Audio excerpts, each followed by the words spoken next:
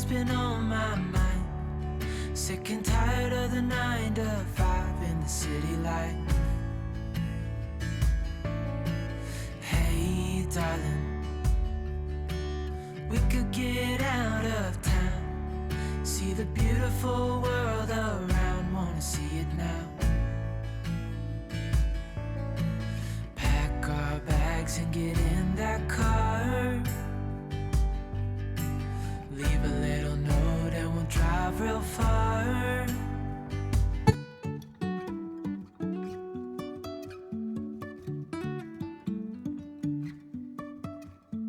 Life is a winding road. Hi friends, good morning. It is 9:45 on Monday morning. My hair is all kinds of frizzy from my jacket. But I'm at my surgeon's office. I'm about to get checked in and see my surgeon and see what he says. And I'm here with CJ. He has the doctor after I do. So we've just got a busy day up here in the city. And when we're done, we're gonna go to Sam's Club and get some groceries.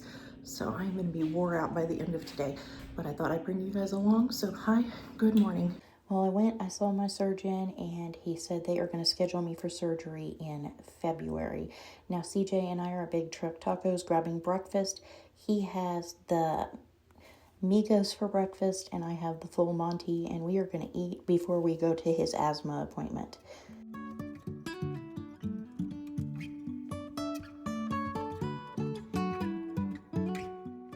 We're home now. We went to Sam's Club. I'm going to film a separate haul, but I wanted to show you guys what he picked out. I told him he could pick out one book or one book set, and he said he didn't know what happened to his Narnia series, so that's what he picked out.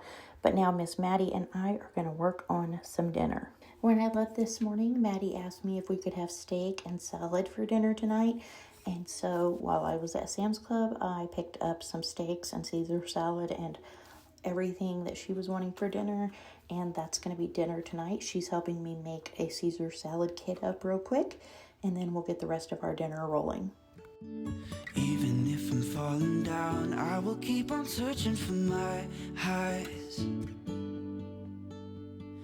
You can say I lost my mind, I will keep on holding my head high.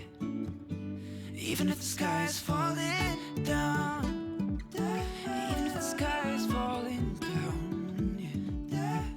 The sky is falling down.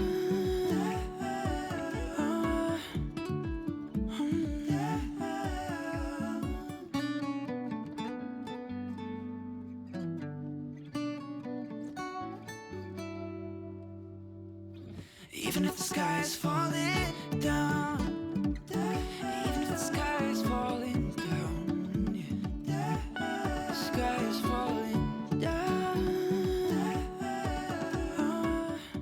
We washed some red potatoes and put those in the microwave for baked potatoes, and then I'm seasoning steaks with this Brazilian steak seasoning from Kinder's, and I'm using my 20-inch cast iron pan to just kind of cook everybody's steaks.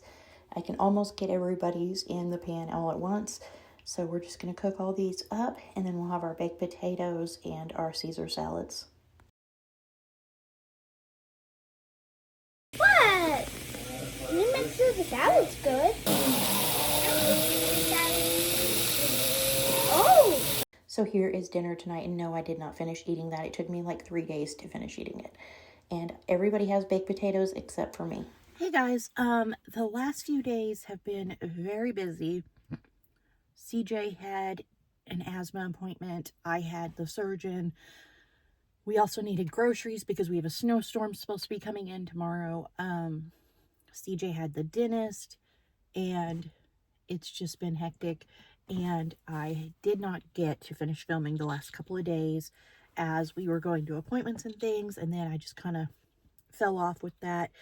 And I wanted to kind of update you guys and let you guys know how everything went.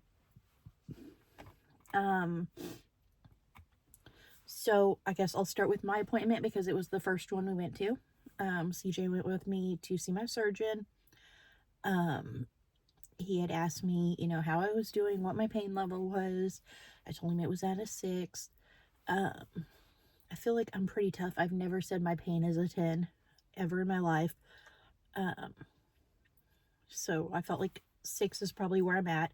I mean, I get up and do things. I don't want to. I hurt, but I do them. And I'm able to do them, so I don't feel it's a 10. So he asked me, did I feel like I could keep going at the pace I'm going, or did I feel that surgery was necessary? And I said, well, I don't want surgery, but I also don't think I can keep going like I am.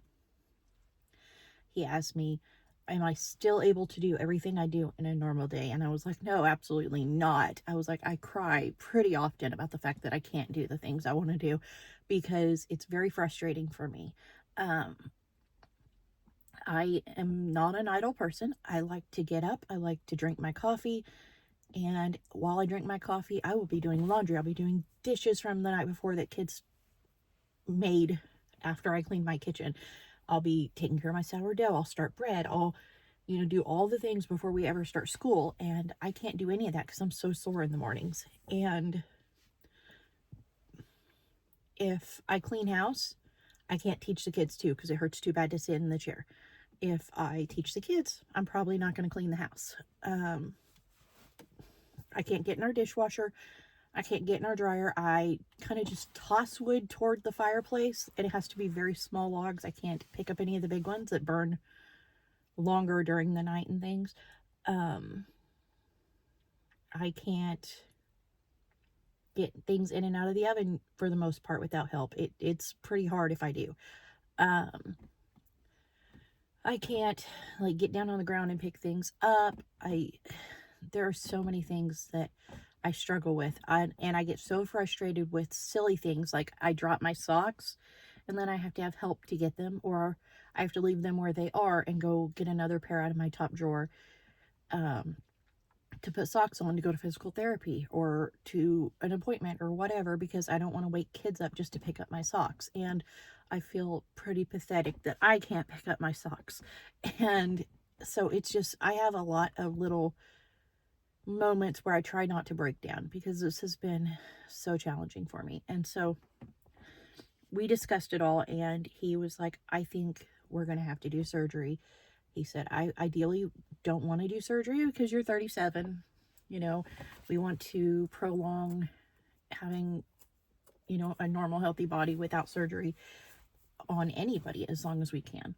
He was like, but you need your life back. And I was like, yeah, I said, it's very, very, it's hard and it's frustrating and I struggle and it's mentally draining me.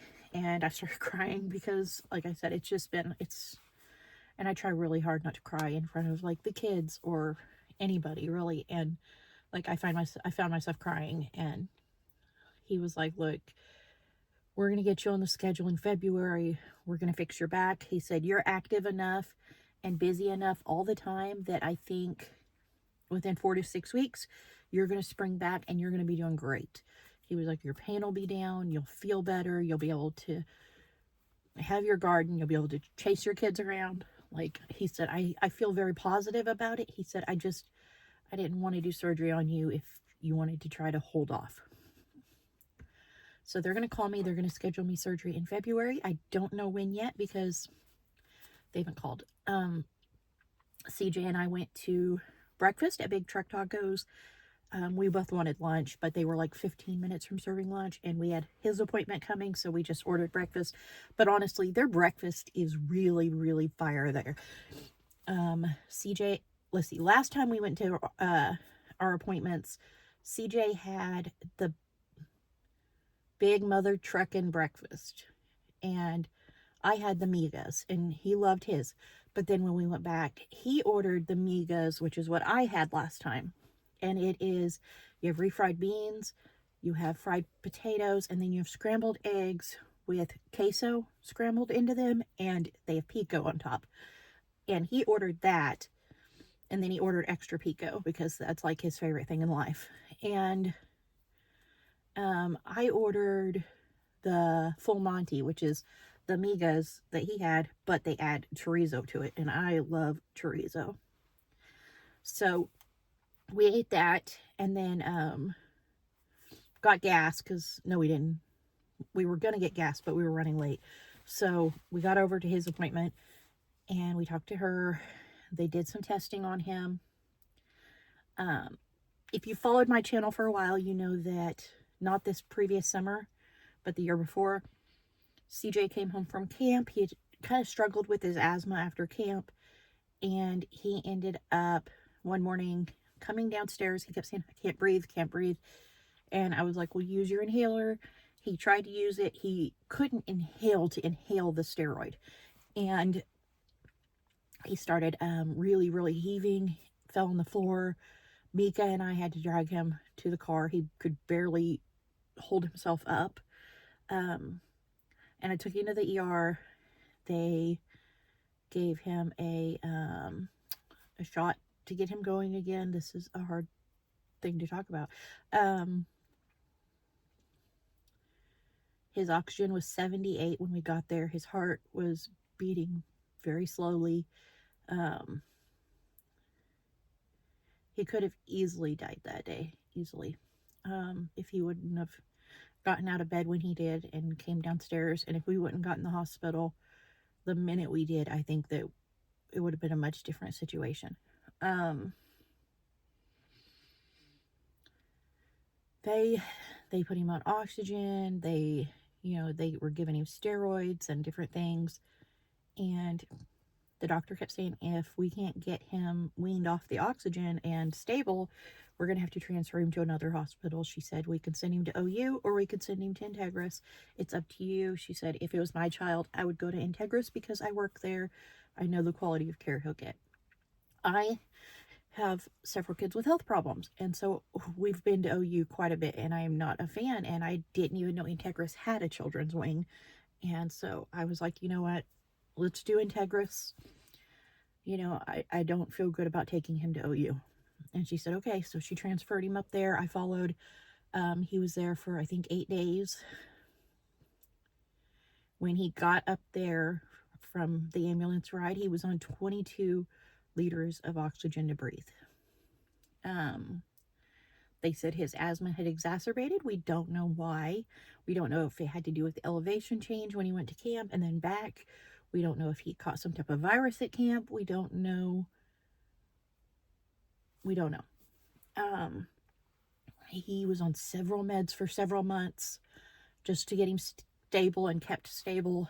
And then he slowly weaned down to having 2 allergy meds and 2 inhalers. And that was good. Like, he was doing good for a long time. But here recently, every time he does anything active, rides his bike, runs around outside, helps catch pigs when they get out, whatever the case may be, he's really winded. He comes in, needs an inhaler, needs to sit down. He's dizzy.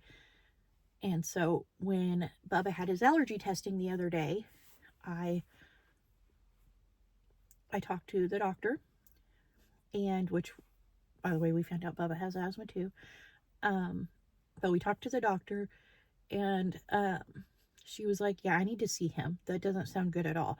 And we didn't even realize that he had, like, we didn't have a follow-up appointment scheduled. They didn't schedule one that last time we saw her.